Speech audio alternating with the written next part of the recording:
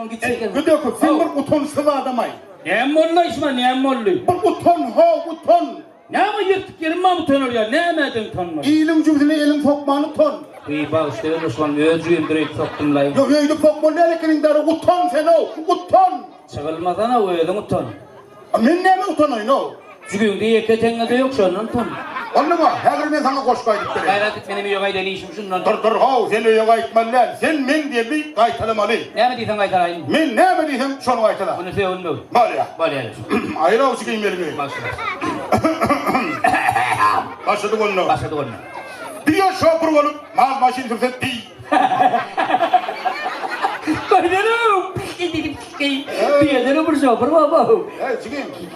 Kaytala diyemedim mi o men ama? Diyor şoför olmaz başka sözü değil. Diysedim ayra. Dedim ayra. Tigri yarıp çeli yerde kalsa değil. Tüyler tüyler değil. Diysedim ayrık böyle. Dedim ayrı böyle. Ne istersen olup onu meçerse değil. Ne istersen bu becerse değil. Diysedim ayır değil ya. Dedim hayır değil. Son numara kesinlik bolsa gerektir değil. Son numara hediyelik bol gerektir değil. Diysedim ayır. Dedim hayır. Ben sana diyeyim. Ben sana diyeyim. Sen kime diye? Kime diye?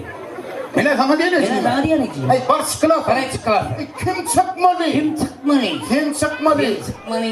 Okulcular men bunu katıp kalay. Okusular benim o katıp da. El gördünüz maymun mu lan? Ben görüyorum donga var. Ay vay. İşte orada bir atkırıp yapmay. Ya gelsin mi çıkıyor? Dedin manglaya yapsan. Manglay ne yapıyor? Oturmuyor Osman.